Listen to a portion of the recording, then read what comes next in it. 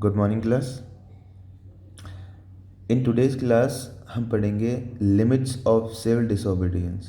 Civil disobedience movement जो गांधी जी ने start करी थी उसकी लिमिटेशंस क्या थी, क्या उसमें कमियां थी।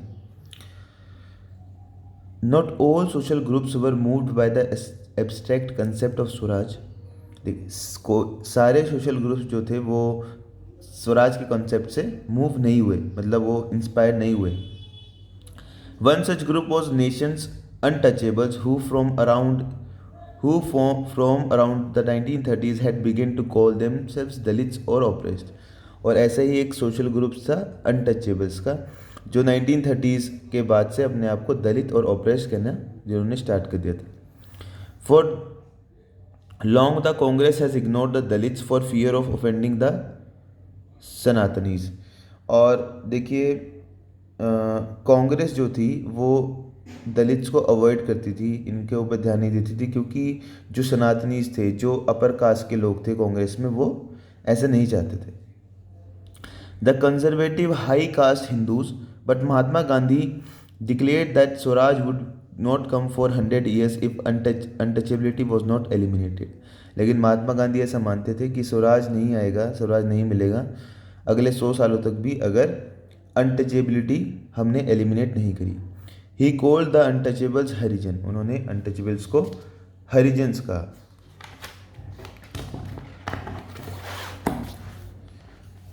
और the children of God, Harijans या फिर चिल्ड्रन ऑफ गॉड।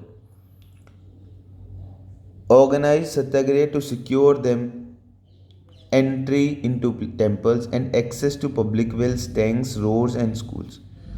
तो उन्होंने सत्याग्रह ऑर्गेनाइज किया गांधी जी ने, ताकि जो दलित्स हैं उनको टेम्पल्स में एंट्री मिले, उनको पब्लिक वेल्स का एक्सेस मिले, टैंक्स का एक्सेस मिले, वो रोड और स्कूल्स जो है वहाँ वो भी जा पाए। नहीं तो जो दलित्स होते थे उनको टेम्पल्स में भी आने से रोका जाता था, वो टेम्पल में नहीं जा सकते, वो पब्लिक वेल्स यूज़ नहीं कर सकते, ना ही वो अपने बच्चों को स्कूल में पढ़ा सकते थे।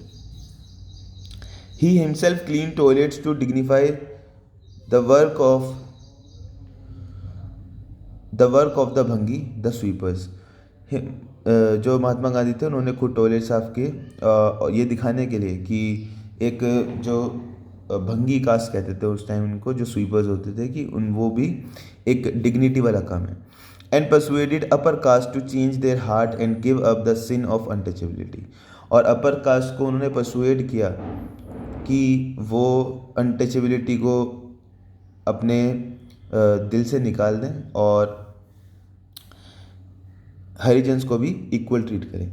But many Dalit leaders were keen on different political solution to the problems of the community.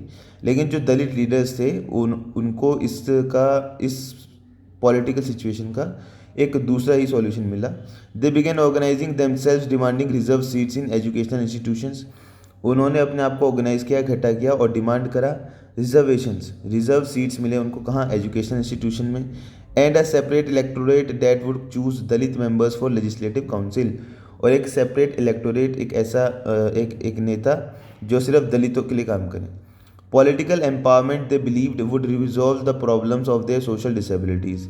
दलित ये मानते थे कि जो पॉलिटिकल एम्पावरमेंट, अगर पॉलिटिकली वो स्ट्रांग हो जाएंगे तो जो भी परेशानियां उनको हो रही है वो दूर हो जाएंगी। Dalit participation in the civil disobedience movement was there for limited. इसीलिए दलित जो थे ये सिविल डिसोबीडियंस मूवमेंट में ज़्यादा पार्ट नहीं लिया इन्होंने, particularly in Maharashtra and Nagpur region where their organisation was quite strong. Maharashtra और नागपुर में इनकी जो ऑर्गेनाइजेशन थी वो काफ़ी स्ट्रॉन्ग थी, इसलिए वहाँ पर इन्होंने सिविल डिसोबीडियंस मूवमेंट में पार्ट नहीं लिया। Dr. B.R. Ambedkar, who organized the Dalit into depressed classes association in 1930, clashes with Mahatma Gandhi at the second roundtable conference by demanding separate electorates for the Dalit। तो 1930s में एक depressed class association form करी थी B are Ambedkar ने, और second round table में महात्मा गांधी के साथ इनके क्लैश हो गई, क्योंकि ये डिमांड कर रहे थे सेपरेट इलेक्टोरेट का दलित्स के लिए, लेकिन गांधी जी ऐसा नहीं चाहते थे, क्योंकि इससे क्या होता, यूनिटी में नहीं आते लोग। When the British government considered Ambedkar's demand, Gandhiji began to fast unto death. He believed the separate electorates for Dalits would slow down the process of their integration into society। और जब British government ने अम्बेडकर की बात मान ली तो गांधी जी ने एक fast रखा कि मैं तब तक खाना नहीं खाऊंगा जब तक मैं मर ना जाऊं, ये जब तक ये डिसीजन वापस ना ले लिया जाए। Ambedkar ultimately accepted Gandhiji's position and the result was the Poona pact of September 1932। और अंबेडकर को गांधी जी की पोजीशन मिल गई और एक पूना पैक्ट उन्होंने साइन किया 1932 में। It gave a depress class reserved seats in provincial and central legislative council. तो इनको डिप्रेस क्लास, जो भी डिप्रेस क्लास थी उनको बाद में स्केड्यूल कास्ट कहा गया, इनको प्रोविंशियल और सेंट्रल लेजिस्लेटिव में रिजर्वेशन मिला।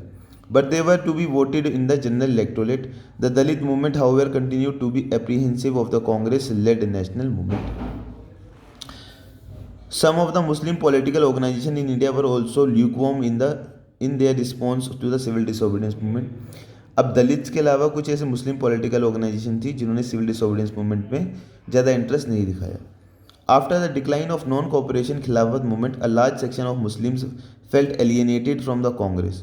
जब नॉन कोऑपरेशन खिलाफत मूवमेंट ख़त्म हो गई या बंद कर दी महात्मा गांधी ने, उसके बाद मुस्लिम्स को ऐसा फील होने लगा जैसे एलिएनेट मतलब अलग फील होने लगा। From mid 1920s the Congress came to be more visibly associated with openly Hindu religions nationalist group like the Hindu Mahasabha. तो जो 1920s था उस तक कांग्रेस सिर्फ हिंदू रिलीजन के जो लोग थे वही उनका एक ग्रुप रह गया था। As the relation between Hindu and Muslim worsened, each community organized religious procession with militant fervor, provoking Hindu-Muslim communal clashes and riot in various cities. Every riot deepened the distance between the two communities. और जैसे जैसे time बीतता गया, हिंदू और मुस्लिम के बीच का gap और wide होता गया। और ये हुआ कैसे? क्योंकि जो कम्युनिटी थी, चाहे वो हिंदू हो चाहे वो मुस्लिम, वो क्या करते थे, अपने रिलीजियस प्रोग्राम्स वो करवाते थे। और उससे क्या होता था कि एक दूसरे को वो उकसाने का काम करते थे, और इससे बहुत जगह राइट्स भी हुए और बहुत लोग मरे भी। The Congress and the Muslim League made efforts to renegotiate an alliance. तो कांग्रेस और मुस्लिम लीग ने ट्राई किया कि वो दोबारा से एक अलायंस फॉर्म करें।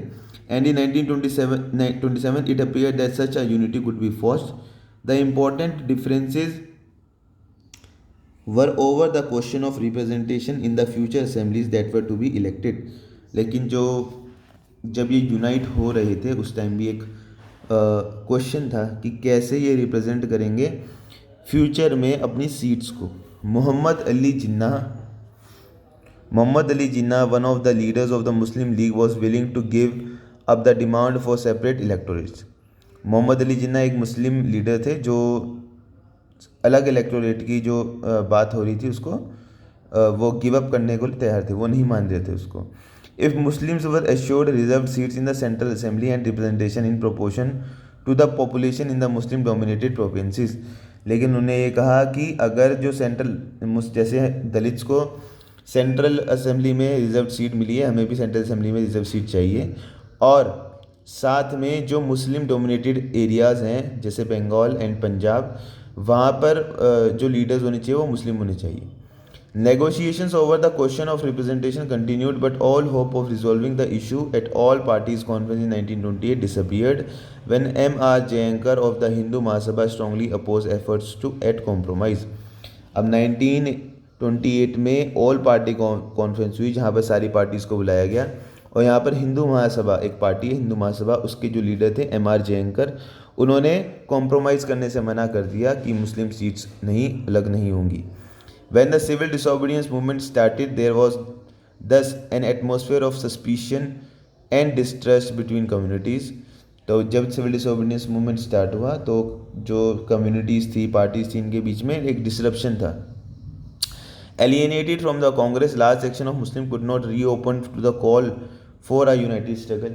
अब क्योंकि मुस्लिम जो थे वो कांग्रेस से अलग हो चुके थे, तो जो स्ट्रगल थी उसमें उन्होंने पार्ट नहीं लिया। Many Muslim leaders and intellectuals express their concern about the status of Muslim as a minority within India. और बहुत से मुस्लिम लीडर्स ऐसा मानते थे कि जो मुस्लिम्स हैं वो माइनॉरिटी में रह जाएंगे इंडिया में। दे fear that the culture and identity of minorities would be submerged. उन्हें लगता था कि जो मुस्लिम कल्चर है और जो उनकी आइडेंटिटी है वो माइनॉरिटीज़ में सबमर्ज हो जाएगी अगर वो हिंदू मेजोरिटी के अंदर रहे। इससे आगे हम नेक्स्ट क्लास में पढ़ेंगे क्लास। Thank you.